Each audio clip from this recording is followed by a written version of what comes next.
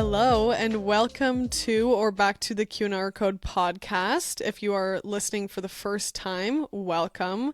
I'm Quinn and on the other side is Riley, and you might be seeing us for the very first time on YouTube. So we are now putting our episodes on YouTube. We're super excited about it.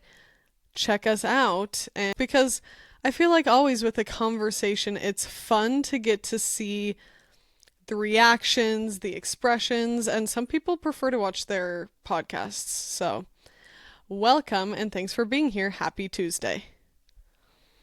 Yes, thank you. I have never been much of a video podcast gal because I'm usually listening while I'm doing something else. But now that more people are doing it, I dabble. There are certain episodes I watch the videos, some episodes I don't, so we just wanted to make this an option for you. And maybe the facial recognition will help some people sort out our voices. So that's usually the experience. Once people meet Quinn and I, they're like, oh, I can totally tell the difference. Yeah. So that can help with the twin situation as well. Situation. The best situation. January is now in the rear view mirror. Happy February, but more importantly, happy Black History Month. I am just going to encourage everyone to seek out some Black history and see what you can learn. And we should be learning about diverse cultures and people and experiences all year long, as we know. But it is nice to have the kind of structured time set up right at the beginning of the year. We're still motivated. We want to be our best selves. Go out and learn something new. So that's what I'm thinking today. Yeah, Riley and I are very lucky to be being guided through a little put together home course on Black history by a friend of Riley's, which is, I am so feeling lucky to have received that group chat text of here is your reading material. So Ry, maybe we should just include people in on what we are listening to and reading. And the first thing that we are starting with is listening to a few podcast episodes from, I forget what the actual podcast is called, but if you look up Black Wall Street and then there are 3 episodes, it's I Got Money is the first one, American Dreamin', and something else. I forget the name of the last episode, but the podcast is called Black History for Real. So I think that would just be a good reference in general if you're interested in more of that history, because they're putting it right together for you in a very accessible way to grab it. So I'm excited to learn about that podcast. Sean already has gotten through his episodes, so he said that it's been interesting and that he's excited and he thought it was worthwhile. But diving right in, I realized if you guys listened to our last episode, which was Go Straight to Jail, and that was a fun episode that people seemed to enjoy, there was something I forgot and left off of my list that I just really wanted to bring up because I feel truly, madly, deeply that this deserves to go to jail. Over the Christmas break, when we were in Mexico, one of our brothers had the idea of us doing the Hot Ones lineup. So if you're not familiar, Sean Evans hosts Hot Ones. I think he says like hot questions with it's even a show hotter with wings. Hot questions and even hotter wings. And so it's like a YouTube situation. I feel like most people have probably heard of it, but he interviews celebrities, and I have like at times binge watched the episodes and I think that they are really good interviews. He's just a good interviewer. But anyway, we all have been very curious about trying the hot sauces. So our brother ordered the lineup of sauces, and we all, with a burrito bowl, were going down the line and trying dabs of the hot sauces. And I think that Da Bomb hot sauce deserves jail because that is the one that is notoriously known as like the killer because it just the heat builds and builds and it lasts and it just tastes bad. It's just metallic-y, not redeeming. Like, I'm okay with getting my mouth scorched if it's like, oh, because that flavor is so good, which some of them had really good flavor. I actually liked a lot of the hot sauces, but Da Bomb was just foul and disgusting and just made you. The one redeeming thing about it is if you're sober, it definitely makes you feel like you're tripping balls. So, life hack. But would you agree? Yeah, I agree that deserves jail, but also it's just, I think I was saying it to some of the people we were doing it with. That is like the old guard of hot sauces where like you wanted something super spicy that could have been on the market as an option for you, but these days there's no excuse to do a sauce just to be hot and not to also taste good because the next sauce in the lineup was very spicy. It left my mouth burning, lips definitely the super hot, super spicy experience, but I was like, but it's actually good. Like, would I usually reach for a sauce this spicy? No, because you're not usually, at least I'm not usually trying to get lit off of a hot sauce. I like it to add spice to my food, but I'm not usually like, I kind of want to walk around with my lips like burning for the next half hour. But it tasted good, and you can appreciate that. And Da Bomb, no wonder like every guest on that show is like, ugh. Because not only was there no effort put in towards making it taste good, I think there's effort in making it taste bad. Like, it tastes gross, and that flavor doesn't leave your mouth for a while. And so I was just like, okay, I can handle myself pretty well with spice. It's not like if you put me up against someone that's actually like super intense about it, that I'm incredible, but in general, your average white girl in the States, I feel like I do a pretty good job, and I'm like, that just tasted gross. It wasn't, I'm not even trying to be like that way about it. Like, it wasn't even that it was that spicy. It was spicy, but that wasn't my biggest problem with it. Well, that's crazy, Riley, and you're wrong. That you must have not put enough on your food if you're like, my biggest problem with it was not that it was spicy. What are you talking about? Literally, it rocked. Me and Sean put like dabs, like legitimate, like shake, shake, shake of the bottle. And yeah, it was horrible that it tasted bad, but it was rock your world spicy. Like building, whole mouth feel, make you feel like your head is spinning, tripping, like delusional. That's crazy to say, Riley. It definitely could be that you guys had a bigger bite because it did not make me feel delusional. It did make me feel like, wow, that's very hot, but it was not.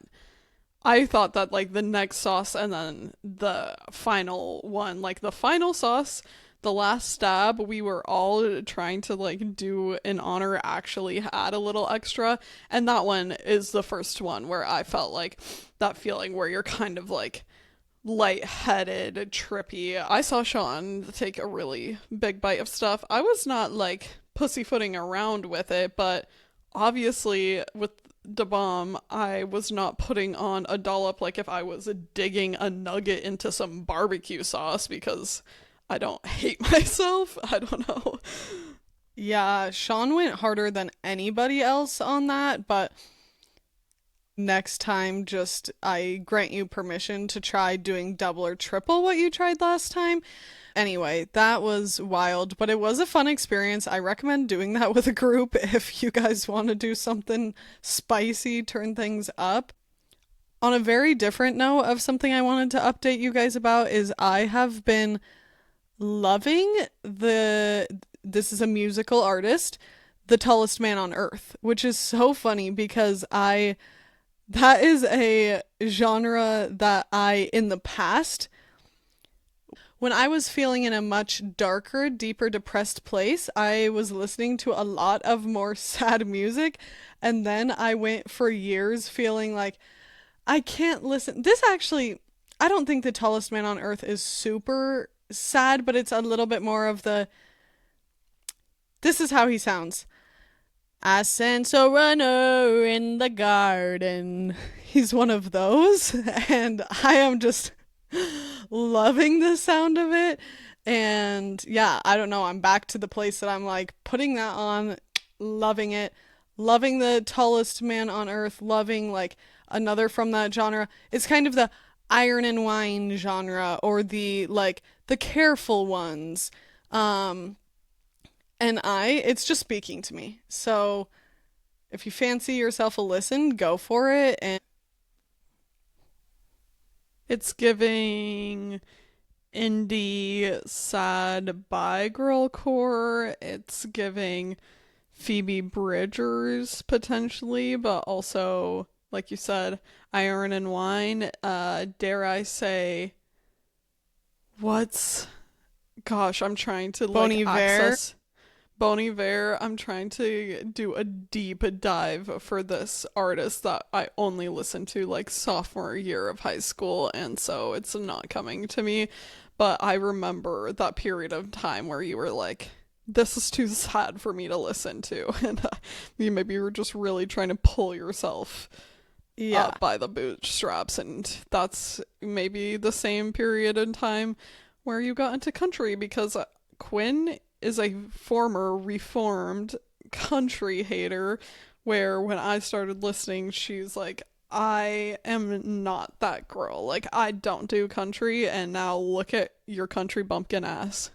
That being said, that was truly freshman year of high school, and ever since then, I have liked it. But I still stand on that some of the stuff. There's some of the stuff I look back on that you and Connor were trying to, like, encourage me that I'm like, yeah, that isn't. Which everyone knows. Everyone Okay, are already you gonna thinks come that for there's so Blake much. Shelton right now? No, not Blake Because, Shelton, okay. but there is some songs that like you still at times feel like you could get down to, and they're just songs that I feel I definitely will get to the place of if something gets overplayed to the point of I think this is not news to anyone. There is just obviously very bad pop country. And there is pop country that might not be like the standard of Grammy nominee, but that I think is fun. Whatever. That being said, so much pop country gets like Grammy nominees, but there are songs that I'm like, obviously this is not good, but I like plenty of pop country. I am not someone that's like, "Ugh, no, only the classics." Like I like plenty of Big Green Tractor, even though Jason Aldean, I've a huge bone to pick with you. That's the biggest Cancelled. caveat, as has been previously discussed on the Q&R code, is that unfortunately there are plenty of country musicians that are just bigots. So, hate that, but we love you, Casey Musgraves. We love you. Is it Miranda Lambert who is also big time stan for the LGBTQ community? So, I yes, don't we can know if appreciate it that. is. Or it's no, what's her name? Maren Morris. That's who I meant.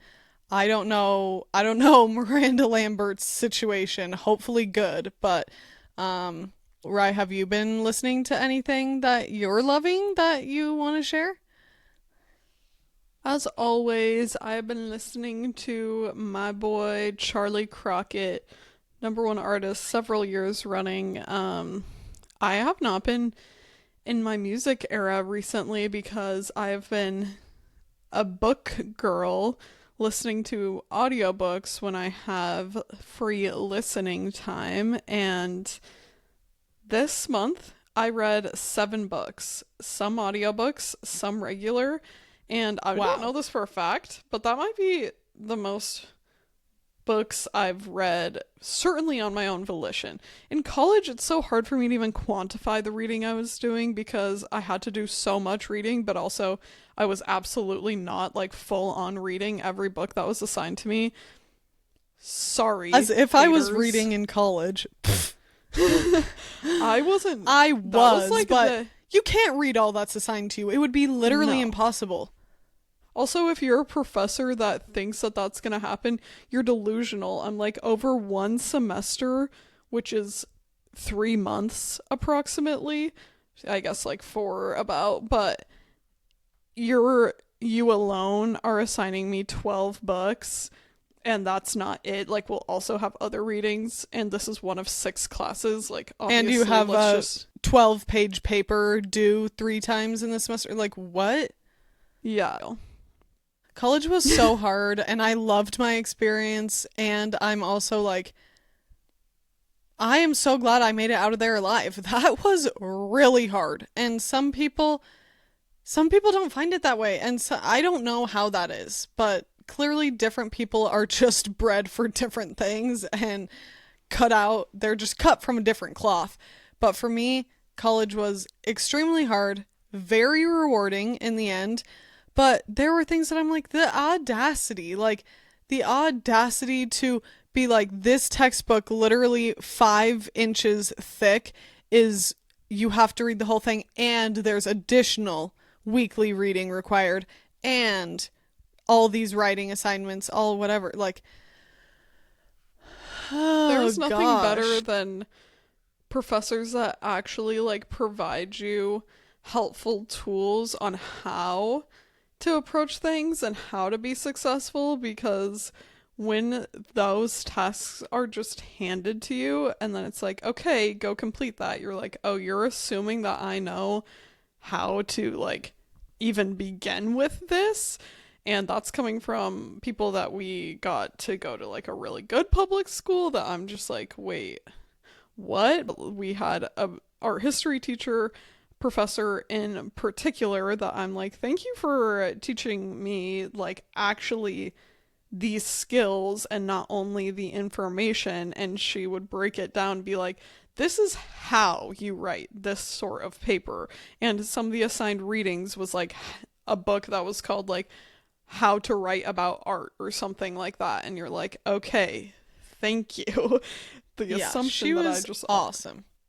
yeah. And there's so many awesome professors out there, obviously, but different people. I was always surprised when you're chatting with classmates that there were some people that would be so anti a certain professor that I was like, oh, they work for me so well. Like, I love them. Will they be the godparent to my child in the future? Please. And some people were like, oh, hate them. So obviously, different people work for different people. And boy, it's not even the tangent I was meaning to go on, but I do have lots of fond feelings of college. Especially, I have been missing Riley. There was a cupcake shop that opened a couple years into our college experience there that Riley and I just had a couple of such special moments of twin dates with these homemade cupcakes that were so cute and fun. And they're doing their Valentine's stuff right now, and I'm like, ah, ah, give me a That's so cupcake good. with my sister. It's also Girl Scout cookie season, and I know they're Oh, doing a couple of those like flavors, well, that's which good to know. Hopefully, I can find them this year.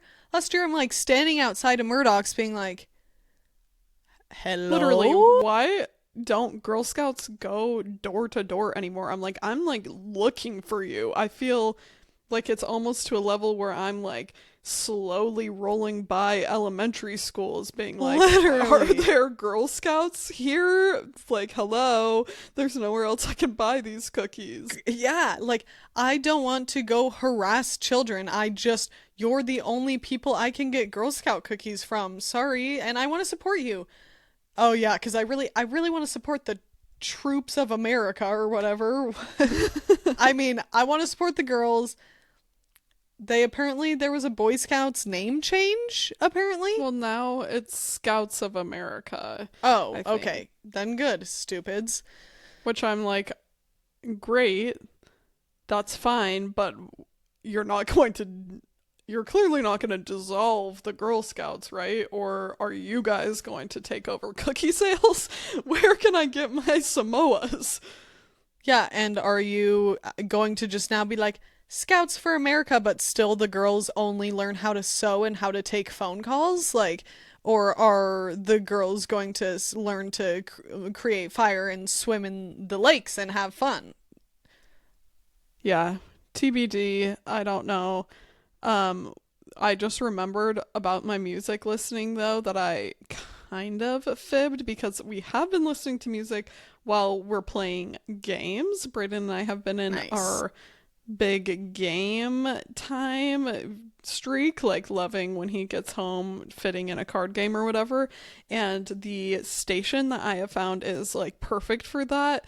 That is just nostalgic and like good vibes and great music is Sam Cooke Radio. I've just been loving to have that playing and it reminds Isn't me Sam Cooke of. country? No, you're thinking of Sam Hunt. Sam Cooke is a black artist from like the, I don't know, 60s, 70s that mom used to play. Oh, nice.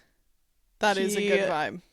don't know much about history, don't know much of biology. I don't remember if that's his song, unfortunately, off the top of my head, but it's very much so that vibe of music. Who I also feel is a classic that I can have playing so much, I know you agree, Riley, is Bob Marley and the Wailers. Just hits so well, and there are just so many songs that feel so pointed and just hit me in the heart, like please won't you rock my boat. I love that song, and I'm like, yeah, I don't want my boat to be rocked. I just want some smooth sailing, and sometimes just putting on some reggae in the background, I can just like you just can bounce, and just be like, okay, yeah, like this is like the Tin Man squeezing some oil onto my joints type of music, you know what I mean? The sun is shining, the weather is sweet. Da Yes. da da da da da makes you wanna move. Literally so good. Like We're it's gonna so be good. we're gonna be at a loss when we can't get away with singing little clips of songs anymore. What even is with that? First of all, we don't need to go down this road, but I'm just going to insert real quick that like someone singing a tiny bit of a song should not to me be like penalized on social media or whatever. It's No like, okay, flag no, copyright gets flagged. yeah, nobody What? thought you're not, clearly nobody was like, wait, Bob? Like, I don't know. I just don't get it. But Yeah. my movie corner update. First, we promised to tell you about Wallace and Gromit: A Vengeance Most Fowl. It was obviously incredible. So What? funny. It was so good, you guys. It's on Netflix. Definitely watch. And if you haven't watched Wallace and Gromit, go watch any Wallace and Gromit. It's so good, so thoughtfully made, so funny. Could not They're more so highly recommend. creative and the visuals are Yeah. so good. Like, I think that they're still doing it actually claymation. I didn't look it up for Vengeance Most Foul, but I've seen behind the scenes for them before and I think that they actually like are still hands on doing the process. It's not just like, I don't know if you would say CGI, but I don't think that it's fully like developed on the computer. I think that they're, I hope that's not incorrect and I will do my research, but in any case, whether it is or isn't, honestly, they are very thoughtful with the details and it's so fun to watch. It's definitely one that you should set your phone down because it's not just about hearing it. Like a lot of the times, there's very limited dialogue, but you're watching the plot unfold. I just watched The Wild Robot last Oh, night. yay. So, for an update, I did that, which was so cute and fun. That's nice. I saw something very different last night. Companion in the theater. I don't know if you know anything about it, but I feel like I shouldn't really say too much because I went in completely unaware of anything. Like, I didn't watch a trailer, I didn't read any descriptions. I just saw it like, oh, it's an A24 movie, let's go see it. And it was really good. There is some graphic scenes, trigger warning if you don't like that sort of thing. I guess it could be considered horror, but it wasn't like Was that it's the definitely one with the actress from Heretic? yes. Okay.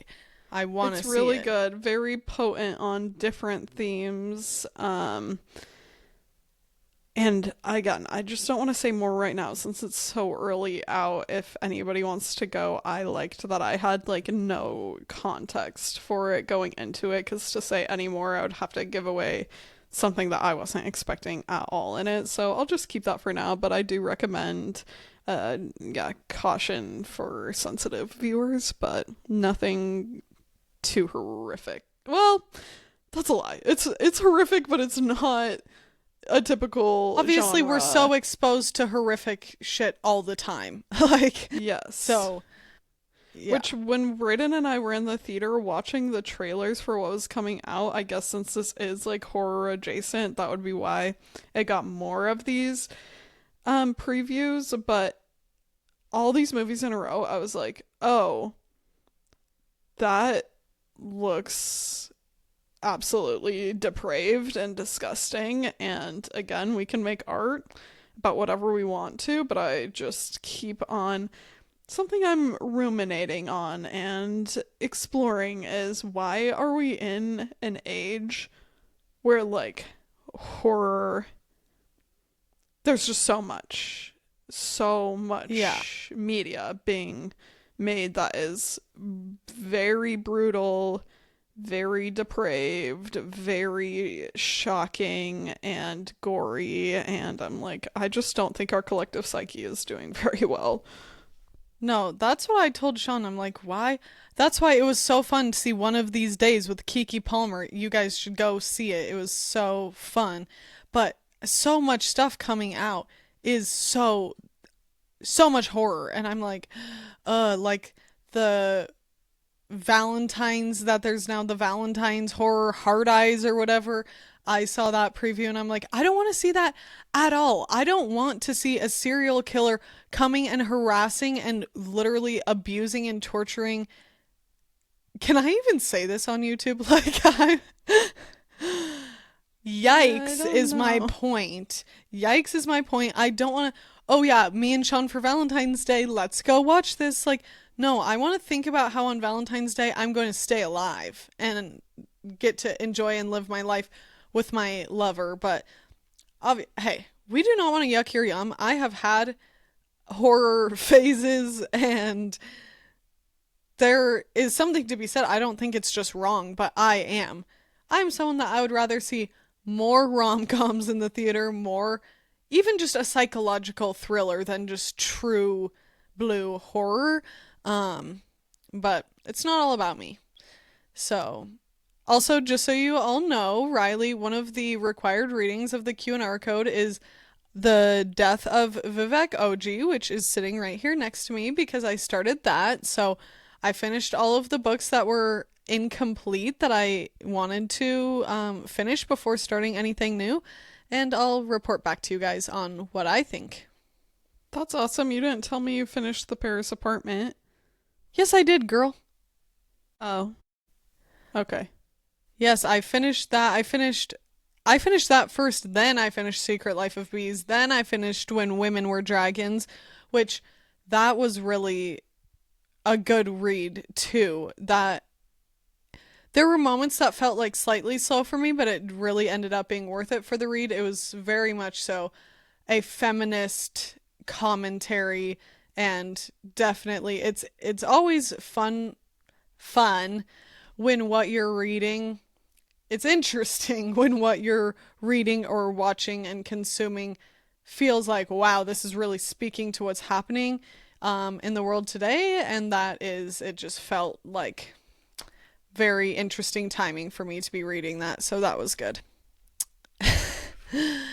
All right, you guys, jumping into part of what has been on Riley's and my mind that we want to discuss is deciphering a little bit about labels. Obviously, that's a very broad, sweeping term, but it's something that we've been just curious and investigating in ourselves because it's something that we've seen so much in the media for the past couple of years, I feel like, where there's so much labeling yourself or just kind of bandwagoning in a certain label, and we want to say that it should be abundantly clear, but just so the distinction is there, Riley and I are not mental health professionals, nor are we doctors or have um, anything to say in terms of advice on this. It's rather just our opinions and some like opening this up for discussion and food for thought. So, yeah, we're excited to get into it.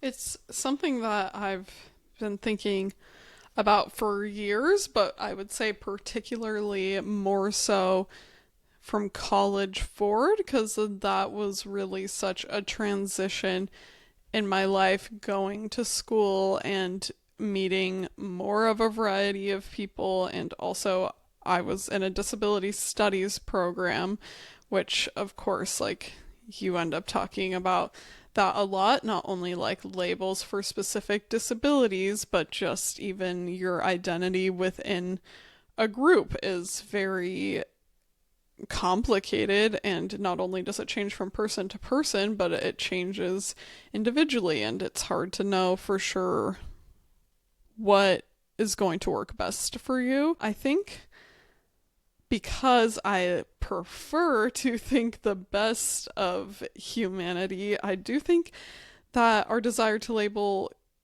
comes from a place of wanting to understand and be understood, and it's not like this inherently like insidious thing done to divide people. However, of course, it does end up dividing people in a lot of ways, and it's a desire to understand someone, but also you're not really understanding an individual just by hearing a label. And when we say labels, like Quinn said, that's broad. It can be any of these factors that go into our identity, whether it's race, gender, sexuality, even religion, you name it. Like if you say, yes, I'm a Christian, I might have a very different idea of what that means than Quinn does, than someone else does, than you do, like what it means for you. So these broad identifiers can work to form community, because say you say, hey, I'm queer, and somebody else is like, I'm queer too. You already have that thing in common. That forms a bit of a kinship. But I feel like it can paradoxically be both limiting and freeing, because it is freeing once you realize, oh, I'm understanding myself more. But at the same time, when you put that label on yourself or somebody else puts it on you, I think it tells such a small part of the story that for most of us, like, we want to be seen more fully, whether it's like by the people close to you or the broader group. You want to feel like, I understand you for you, not I understand you for generalizations about who I assume you to be. But I I totally agree with that, and I think like Riley said, there are times where a label can be something that makes a lot of sense, and there are labels that are almost more necessary for someone's maybe at times safety or finding their group. But I to do some more research on this, I listened to a podcast called My CBT, as in cognitive behavioral therapy, with Dr. Julie Osborne, and I'm excited about having discovered that podcast. I definitely think it's a worthwhile listen if you're someone who is wanting to dive in a little deeper to just understand more about self-growth, or trying to dig in more on anxiety, depression, different aspects of like behavior. In one of her episodes, she talked all about labels, and she was talking about it in the way of saying, I'm depressed or I'm an anxious person.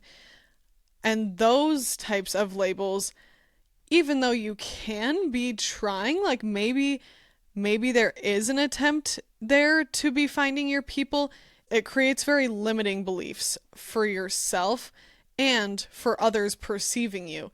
And that can really stop you from finding your people and from growing. And I thought that was an interesting thing that she mentioned, was the fact that that can actually keeping you from your growth was an interesting thing about labels to me, and her perspective on a lot of the times when we make a label for ourselves, it's actually making an excuse so I can stay in bed all day or I can skip my run. And it didn't feel, in a way to me, it didn't feel broy of like, you just need to get up and do your thing. But she was like, no, at the end of the day, you have to think about what benefit is it serving you. And a label of saying, I am this, and it being something negative, like I am depressed. I'm not saying that's inherently negative, but finding more pessimism, it's just,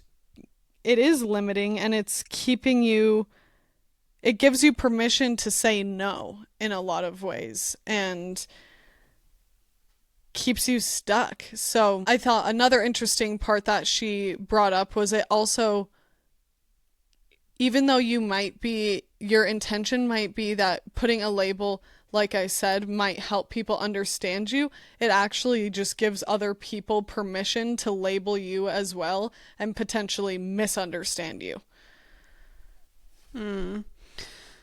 Yes, that reminds me a lot of kind of the concept of person first language that we talk about in relation to disability. Instead of saying, like, that Downs kid, you could say the child with Down syndrome, because you're not just like attaching them to this one idea about them before their personhood. And that could go down an entire rabbit hole of its own podcast episode, because there's also the disability pride movement, where some people really feel like, no, I like want to own this side of my identity. It's not something to be ashamed of or shy away from, and to like pretend like that's not there isn't seeing me as a complete person. And I don't think we should pretend that those things don't exist, like pretend that you're not struggling with depression if you are, or anxiety or whatever. But I do think that it's at least worth some intention around the way we talk about ourselves and others. And when we ascribe something to us inherently, then that doesn't give you the power to either move beyond it, or if it's not something that you want to move beyond, just like have a more fully fleshed out personhood. Because I don't think that if somebody was like, who are you really, Riley? I would not feel like somebody had a comprehensive understanding of me if I was like, yeah, I'm a cis white queer woman that's married and has a dog. It's like, okay, obviously that's not really giving you much of me and who I am and my values and what I love and care about and what I bring to the table. Like, those are hints of me and give you like a peek into my perspective of the world and why I might be the way that I am. And those are, again, all pieces of the broader puzzle. But something that I have been trying to do that I think deserves some intention around is just not assuming that when you learn something about someone, you know the whole picture and put them straight away into a box, because I know that I don't like that feeling. and I don't want to do it to other people. And especially right now, I'm finding that like my emotions are higher because we are coming into a different political era, and that's always like a hard transition. And I'm someone that can have my hackles up about things politically because I care deeply about social justice, environmental justice, queer rights, trans rights. All of these things are very deep core values for me that I'm not just like, yeah, like whatever, I can go either way about. So I'm definitely hypersensitive to when I hear something that I'm like, wow, I perceive that as problematic, and maybe you shouldn't say something like that, or I want you to be more inclusive and those things.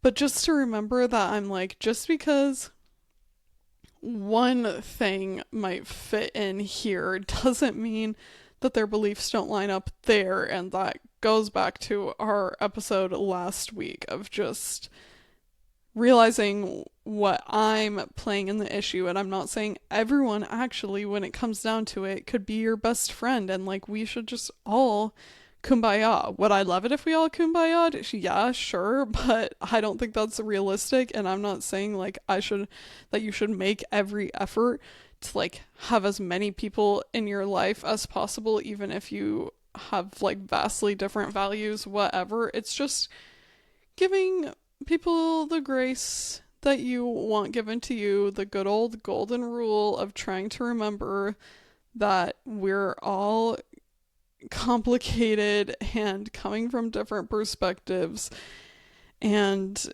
want to be understood for who we are. And you might not really like who someone is, or you might have a lot of disagreements, and those things are okay, but trying to let people be like three-dimensional instead of just I could list you out on paper. I think that's why, like, what Dr. Julie Osborne said really rang true to me is if you start to label yourself, it gives other people permission to label you. And that's where something I have felt that is an interesting thing that I've gone through in a lot of my 20s, that I am starting to feel like that's starting to go into my rear view mirror a little bit. And not to say that I'm not still struggling with this, but something I've particularly grappled with for whatever reason the past, really deeply more so the past year, I feel like than ever, is this feeling that I've harbored of not wanting to be misunderstood and misperceived. And that I could really deep dive all my feelings on that, because I think that comes from so many places. In a lot of ways, I think it comes from being a woman. But I have realized that I have been the one to put myself in a box that has led people to misperceiving me at times because of something like social anxiety, and saying a more sweeping fact of like, I'm just an anxious person, when it's like, I'm not just an anxious person. There are definitely times that I have anxiety, and that I'm okay with that label being somewhere in the mix of part of who I am, or feelings I feel, but it's really not part of who I am. It is something, who knows? I don't know if 10 years down the road I'm still going to feel like I have the anxieties that I have now. I hope not, because it's something I'm making a concerted effort to work through and to be able to place. I think for me, it's been so helpful in being able to place my feelings by being like, oh, no, I'm not anxious, but this thing is making me feel anxious. Or why is that? And now I feel like I am understanding myself more deeply by being able to place, oh, this is a feeling around something. It's not just who I am. It's not inherent to who I am. And once again, we're bouncing back between different types of labels, where someone might feel like the disability is a big part of who I am. And that I certainly don't want to come in here and shut that down, because there are some people who prefer to say they have a disability, and some people who prefer to say they are disabled. And I don't want to tell anyone else's story for them. I just know for me, I have realized so much more that I can spread my wings and actually, in this stage of my 20s, really find myself more and show who I am to people more by not using limiting language like that. Because I think that what you say matters. And what the words you say to yourself and the words that run through your head, that matters. And it's real. And it actually impacts how you think of yourself and how others think of you. So it's so empowering to feel like I don't need to be here grappling with this feeling of feeling so misunderstood. I can just understand that I only know the like literal tiny bit off the surface of other people. And there's such a depth of them I don't know. And hopefully they're assuming the same thing about me and that I'm going to do my best to just say and show who I am in a way and taking away that pressure of having such stark box labels has given me a newfound feeling of freedom. I think that's great.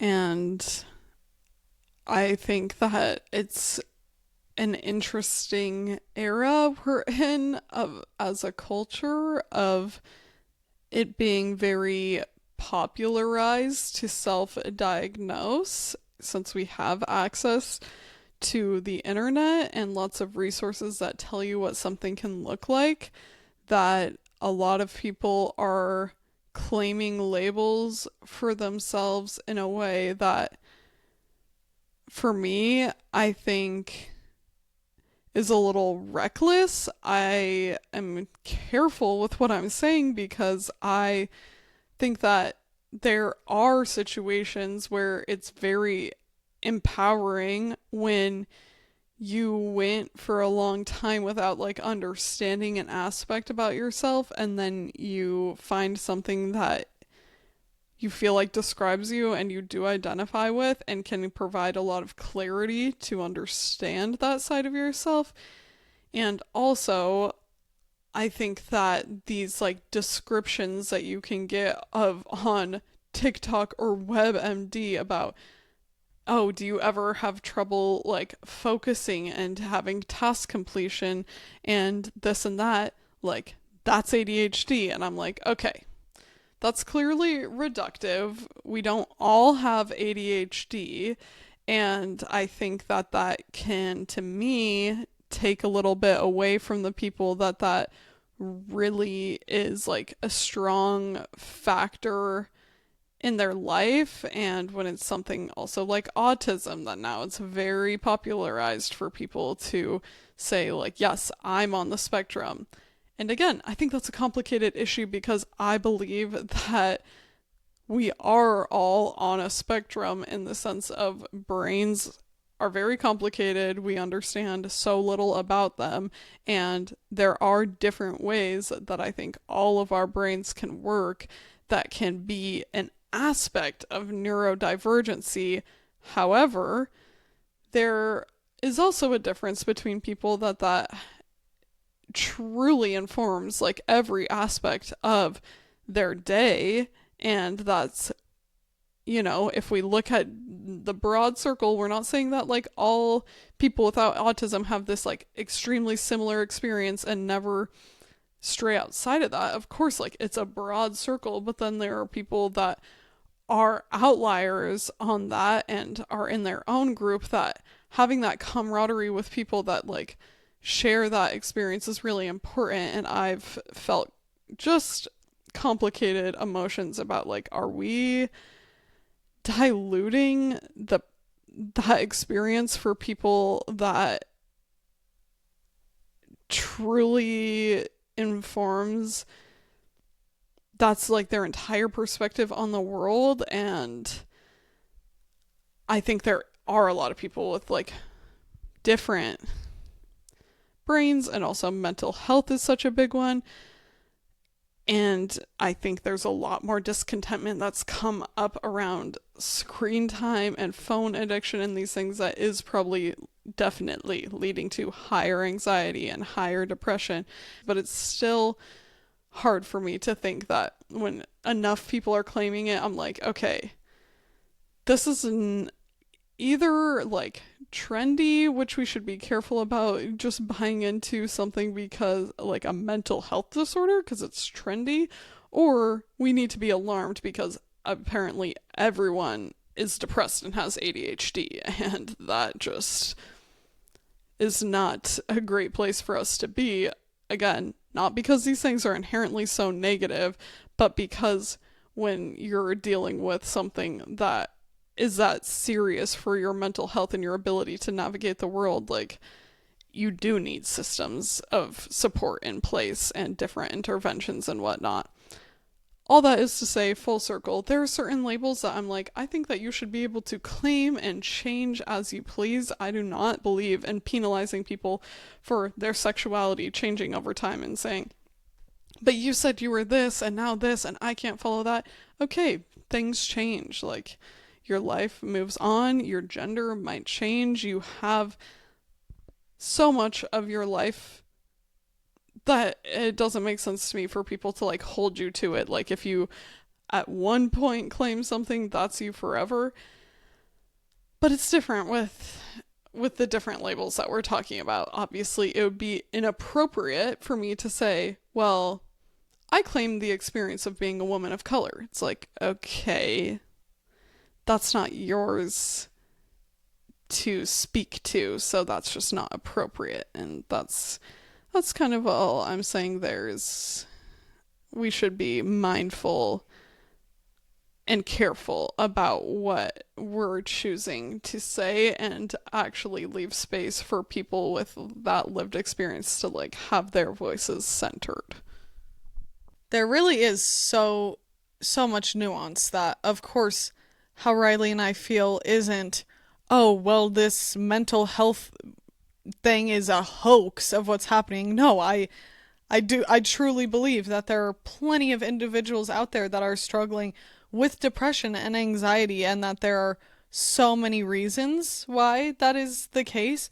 But I think letting it be part of you is so different than making it who you are. I think a way that I really started to resonate with this feeling of letting go of labels that didn't serve me was looking back on the ways that trauma has defined me in my life. And I have had, my own traumatic experiences, and there are things that I have really had to work through from childhood that I think that is so normal. And the there being a period of time that you are working through and working to understand and working with a therapist, and I think it's really normal for things to define you for certain periods of time when they feel all encompassing and when it feels like,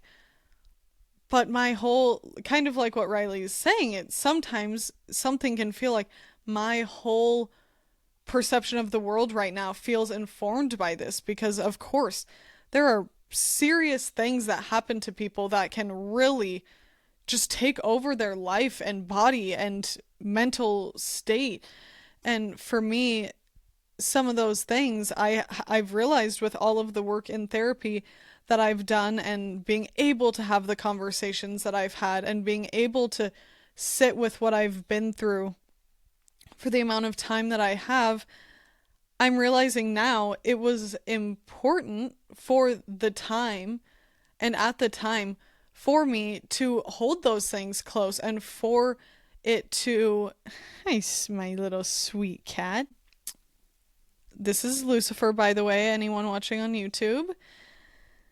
But that, I think that was really important and useful, that I let those things be a part of my life in the way that they were while I was doing the healing that was needed, and that I didn't just suppress them and put them down and feel like, oh, well, just don't think about that. I'm really glad that I took the time to deep dive and think hard and let, at times, in a way, feel consumed by what I've been through, but I'm excited because I'm realizing at the point I am in my life that there are things that have happened to me that I'm just really ready to turn a new leaf. And once again, that doesn't mean it's no longer part of my story, but it just doesn't have to consume me in the same way that it always has. And that doesn't make trauma or life experience any less real or any less valid to sometimes feel ready to let it go a little bit more and to say, yeah, it's just, it doesn't serve me in the way that it used to identify in this way with these traumas. And they still happened, but I'm just being able to kind of step away from the way that was defining me. So I hope that all of this conversation just is food for thought for you, and that you all understand that Riley and I are not attempting to take a stance of what we say goes, and we're always open to hear what others have to say on this topic as well. You know, whenever something that feels more seriousness, whenever Riley and I are talking about that, we just, of course, want to make it clear that we don't know it all, and it's really exciting for us to learn. And I still think they're worthwhile discussions to be had, and something Riley and I really value on this podcast is not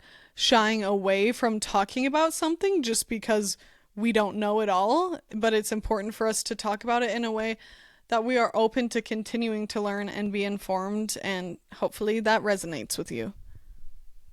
Thank you for that, Quinn.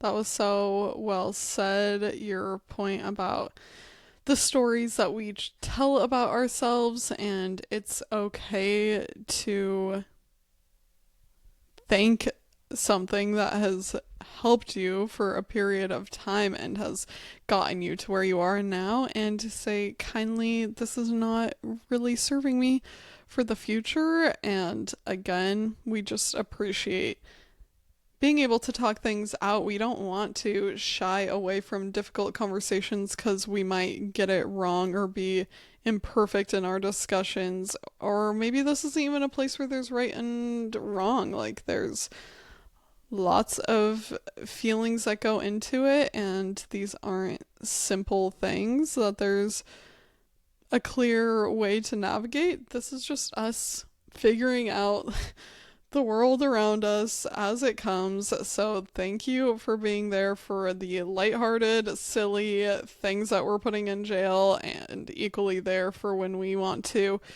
really dig into something. I hope that you're enjoying the video, if that's where you came to. If you're with us on another platform, thank you for listening, and we will talk to you next week. If you enjoyed this episode, please consider following us on Spotify or Apple Podcast, as well as subscribing on YouTube. We will link that in the show notes below.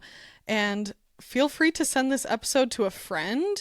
If you enjoyed this conversation, you can always screenshot it and put it on your story. Make sure to tag us. Any sort of support you're willing to give is so helpful for Riley and I, and we see it all and really appreciate it. And if you are a weekly listener, or you're interested in continuing to hear our conversations, making sure to queue downloads for our podcast is a huge help to us. So thank you very much. Bye.